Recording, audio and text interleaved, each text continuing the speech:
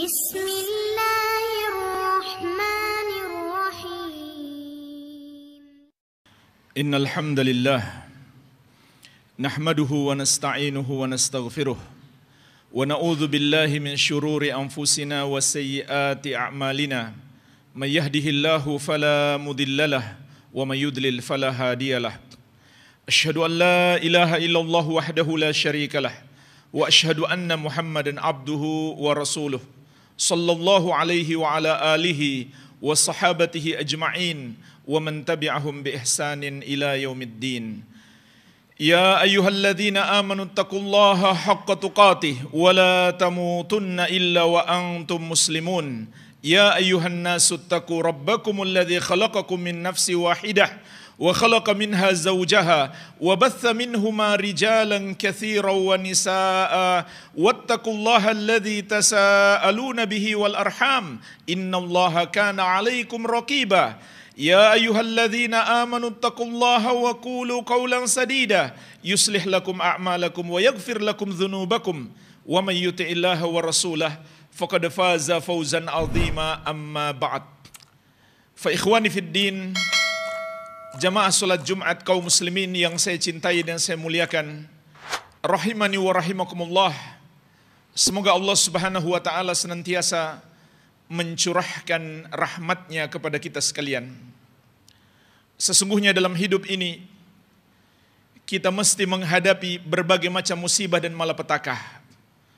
Walaupun jamaah sekalian, kalau kita bandingkan dengan nikmat yang Allah berikan kepada kita, maka musibah dalam hidup kita jauh lebih sedikit dibandingkan dengan nikmat Allah.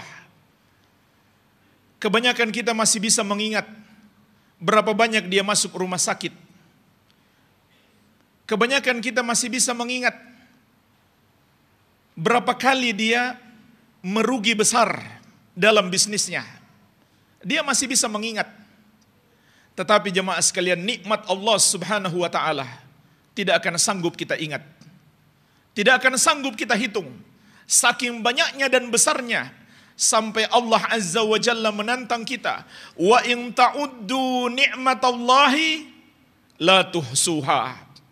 Andaikan kalian menghitung nikmat Allah, kalian tidak akan sanggup untuk menghitungnya. Nikmat Allah jauh-jauh lebih banyak, jauh-jauh lebih besar dibandingkan musibah yang menimpa kita. Dan musibah yang menimpa kita itu hanya sedikit. Sebagaimana firman Allah Subhanahu wa taala, "Walanabluwannakum bisyai'in minal khaufi wal ju'i wa naqsin minal amwali wal anfusi wath thamarat." Sungguh benar-benar kami akan menguji kalian dengan sedikit. Perhatikanlah jemaah sekalian, kata Allah sedikit saja, tidak banyak. Dengan sedikit rasa takut dan kelaparan. Dan sedikit kekurangan. Kekurangan harta, kekurangan jiwa, yaitu kematian orang yang kita cintai, dan kekurangan makanan. Namun di balik itu jamaah sekalian, ada hikmah-hikmah yang sangat besar bagi orang-orang yang sabar menghadapi musibah. Musibah yang sedikit itu di baliknya ada hikmah-hikmah dan pelajaran-pelajaran yang berharga. Wa basyiris sabirin, dan berilah kabar gembira kepada orang-orang yang sabar.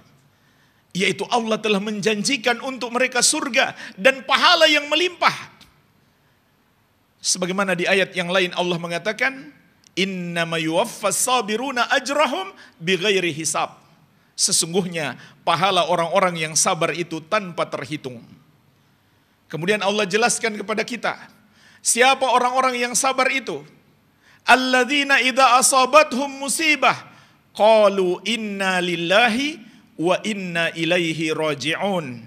Yaitu orang-orang yang apabila ditimpa musibah mereka pun berkata, inna lillahi, kami milik Allah, wa inna ilaihi raji'un, dan kami akan kembali kepada Allah. Artinya jemaah sekalian, kita dan semua yang ada pada kita, keluarga kita, harta kita, semuanya milik Allah. Kalau itu hilang karena kita tertimpa musibah, kita tidak berhak untuk marah. Kita tidak berhak untuk menentang. Karena Allah hanya mengambil kembali apa yang Dia titipkan kepada kita. Maka orang yang beriman, orang yang sabar itu mengatakan, inna lillahi wa inna ilaihi raji'un. Lalu apa yang Allah akan berikan kepada mereka? Kata Allah, ulaika alaihim salawatu min rabbihim wa rahmah wa ulaika humul muhtadun. Mereka itulah orang-orang yang akan dianugerahkan salawat dari Rabb mereka, dari Allah Subhanahu wa taala, dan kasih sayangnya serta hidayah. Ini jemaah sekalian, 3 nikmat besar Allah janjikan dalam satu ayat bagi orang-orang yang sabar menghadapi sedikit musibah yang Allah timpakan kepadanya tersebut. Pertama, salawat dari Allah. Salawat dari Allah itu tercakup di dalamnya ampunan Allah. Ini hikmah yang sangat besar di balik musibah yang menimpa kita. Dosa-dosa kita diampuni oleh Allah. Dan itu lebih bagus jemaah sekalian, lebih ringan daripada kita mendapatkan hukuman di alam kubur. Daripada kita mendapatkan hukuman di hari kebangkitan. Masih jauh lebih baik Allah timpakan kepada kita musibah di dunia untuk menghapus dosa-dosa kita. Sebagaimana sabda Nabi SAW, "Idza aradallahu bi 'abdihi al-khaira, ajjala lahul 'uqubata fid dunya. Wa idza arada bi 'abdihi syarra amsaka anhu bi dzambihi hatta yuwaffa bihi yaumal qiyamah." Apabila Allah menghendaki kebaikan untuk seorang hamba, maka Allah segerakan hukumannya di dunia. Dan apabila Allah menghendaki keburukan bagi seorang hamba, Allah tunda azabnya sampai disempurnakan di hari kiamat. Jadi dia di dunia hidup terus enak, nyaman saja, nggak pernah ada musibah, nggak pernah ada masalah dalam hidupnya. Padahal dia bergelimang dosa.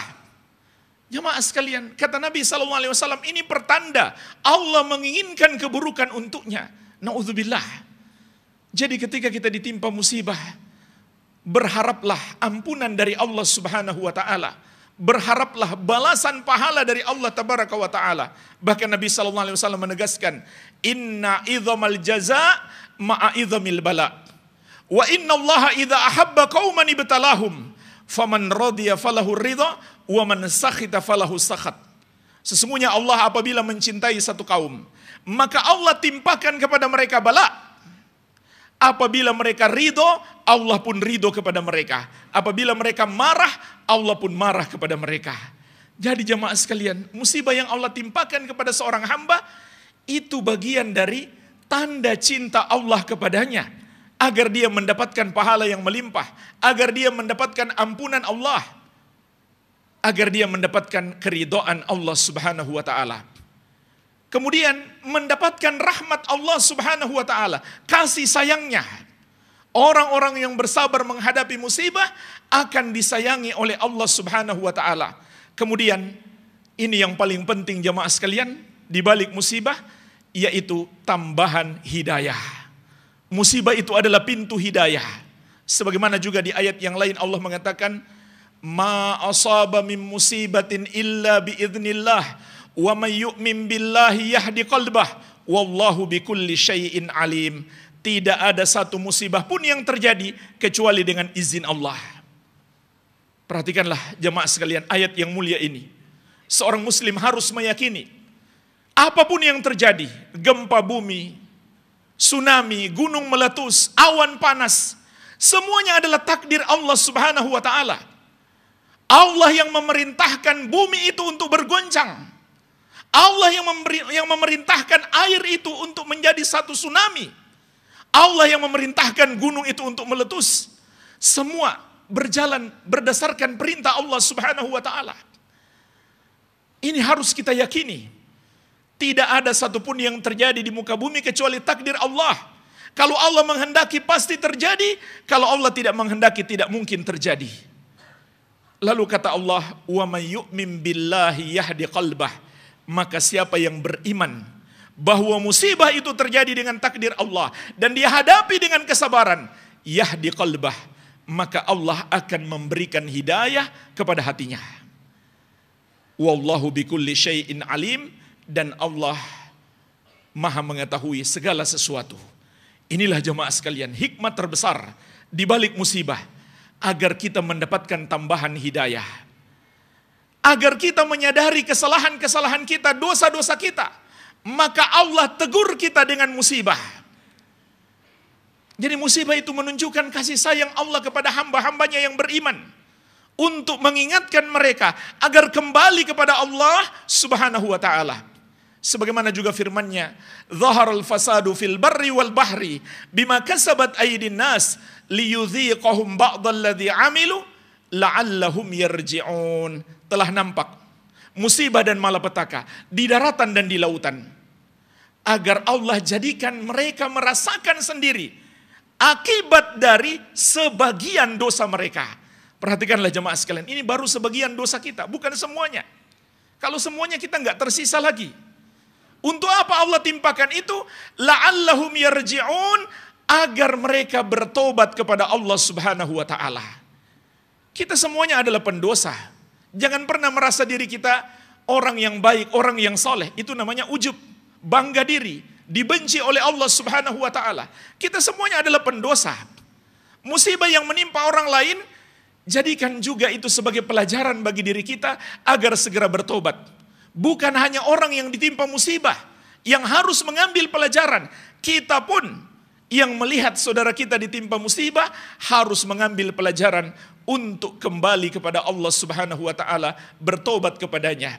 Sahabat yang mulia Ali bin Abi Thalib radhiyallahu anhu mengatakan, "Ma nazala bala'un illa bi dzambin wa ma rufi'a illa bi taubatin." Tidaklah ada satu bala itu turun kecuali karena dosa, dan tidaklah musibah itu diangkat kecuali dengan bertobat kepada Allah subhanahu wa ta'ala. Inilah jemaah sekalian hikmah terbesar agar kita kembali kepada Allah, bertobat kepadanya, sehingga Allah tambahkan hidayah kepada kita dan kita menjadi orang yang lebih baik. Semoga Allah subhanahu wa ta'ala senantiasa menganugerahkan hidayahnya kepada kita. Wabillahi taufik.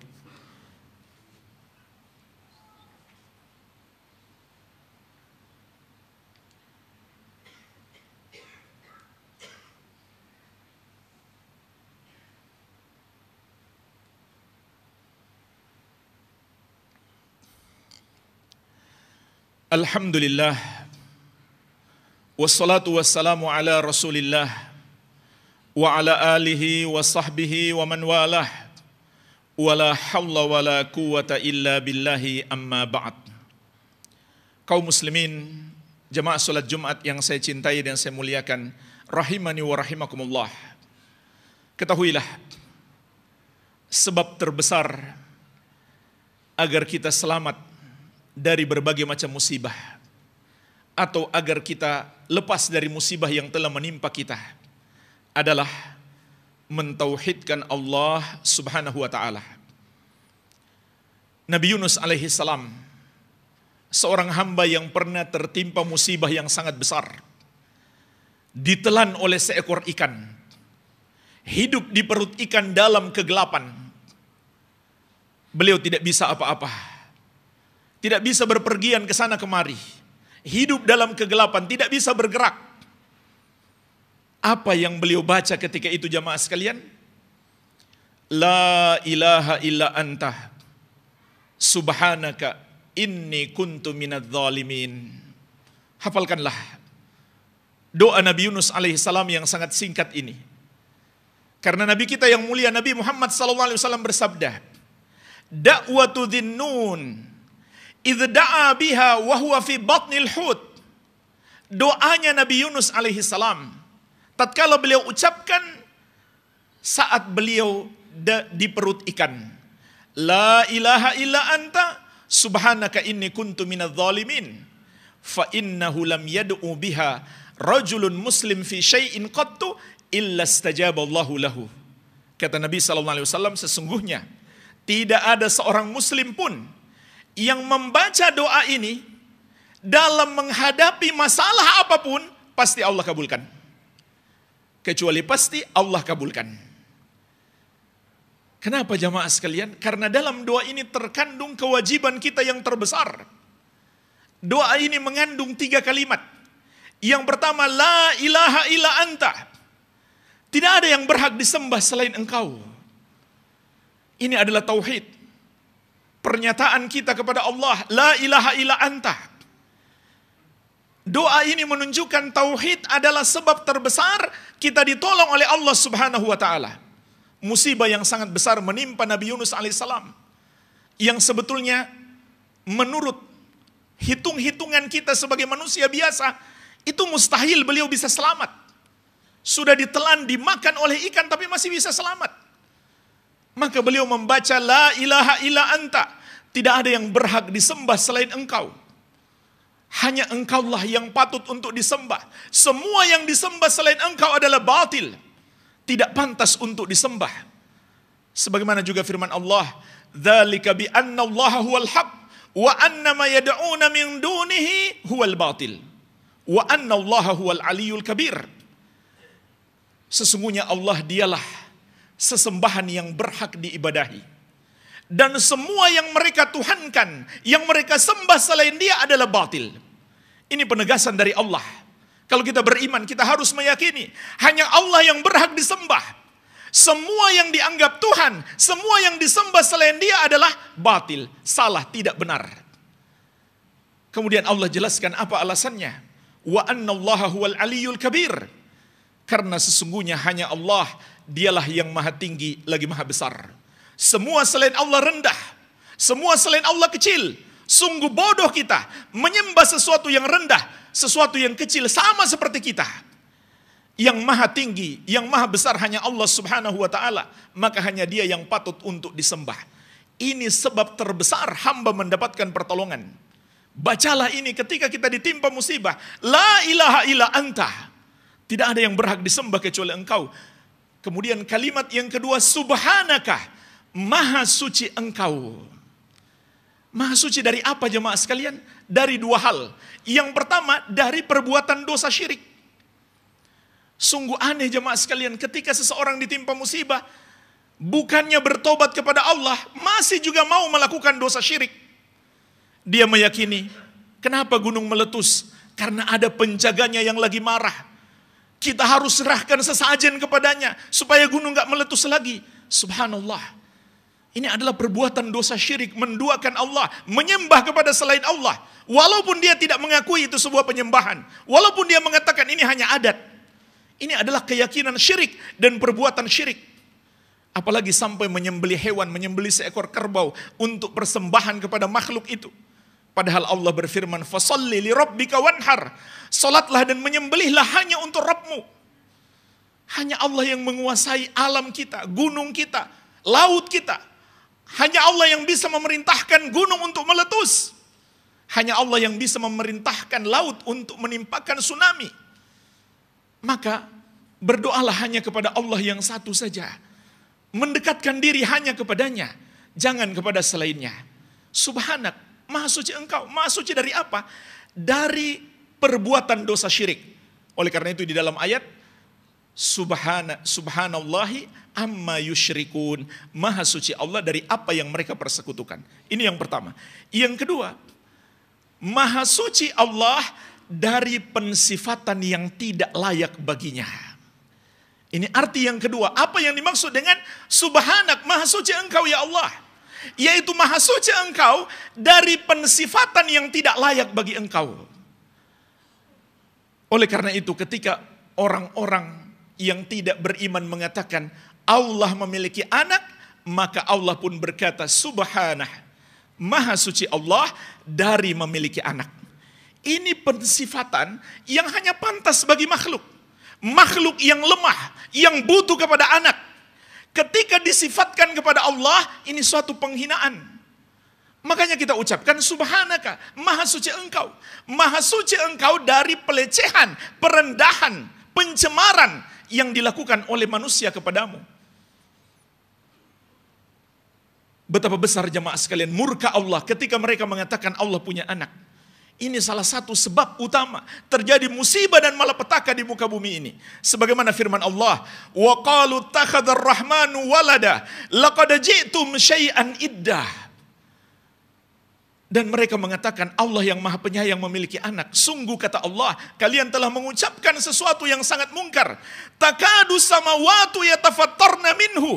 Hampir-hampir langit pecah karena ucapan itu. Wa tansyaqqul ardu, dan bumi terbelah. wa takhirrul jibalu hadda, dan gunung-gunung pun runtuh.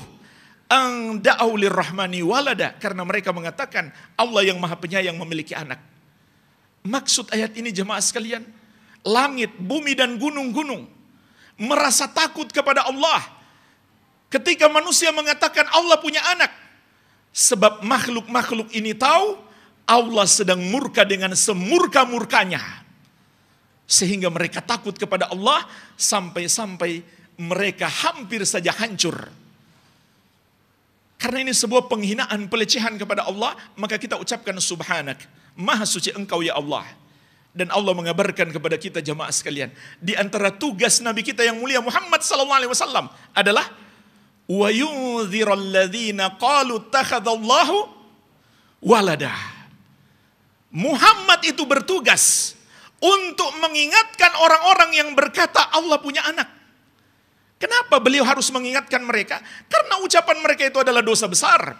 Penghinaan kepada Allah, pelecehan kepada Allah yang membuat Allah sangat murka. Maka sungguh aneh kalau ada seorang muslim memberikan sebuah apresiasi dengan ucapan selamat ketika mereka merayakan hari lahir seseorang yang mereka yakini sebagai anak Allah. Itu bukan toleransi jamaah sekalian. Itu kerusakan akidah yang sangat parah. Itu membuat Allah murka. Kita memberi apresiasi, penghargaan terhadap sesuatu yang Allah benci, yang Allah hinakan. Tidak pantas bagi seorang muslim melakukan itu. Toleransi itu adalah kita nggak lempar mereka dengan batu. Kita nggak lempar mereka dengan bom. Itu toleransi. Bukan kita menunjukkan persetujuan, penghargaan terhadap sesuatu yang Allah benci, yang Allah murka, yang Allah hinakan. Kemudian kalimat yang ketiga, Nabi Yunus alaihissalam mengatakan, Inni kuntu minadh-dhalimin. Sesungguhnya aku termasuk orang-orang yang berbuat zalim. Berbuat zalim itu artinya jemaah sekalian, berbuat dosa. Minimalnya kezaliman terhadap diri kita sendiri. Setiap dosa yang kita lakukan hakikatnya kita sedang menzalimi diri kita sendiri. Allah tidak dirugikan sedikit pun. Maksud pernyataan ini adalah beliau menyatakan taubat kepada Allah Subhanahu wa taala. Inni kuntu minadh-dhalimin. Ya Allah, aku termasuk orang-orang yang zalim. Ini ungkapan yang maknanya aku bertobat kepadamu ya Allah. Maka taubat adalah termasuk sebab terbesar Allah menghilangkan musibah yang menimpa kita. Semoga Allah Subhanahu wa taala senantiasa menjaga kita semuanya dari keburukan dunia dan keburukan akhirat. Allahumma salli ala Muhammad wa ala ali Muhammad kama sallaita ala Ibrahim wa ala ali Ibrahim innaka Hamidum Majid. Allahumma ighfir lil muslimina wal muslimat wal mu'minina wal mu'minat al ahya'i minhum wal amwat innaka sami'un qaribun mujibud da'awat. Rabbana atina fid dunya hasanah wa fil akhirati hasanah wa qina adzaban nar. Wa sallallahu ala nabiyyina Muhammadin wa alihi wa sallam wa akhiru da'wana anil hamdulillahi rabbil alamin.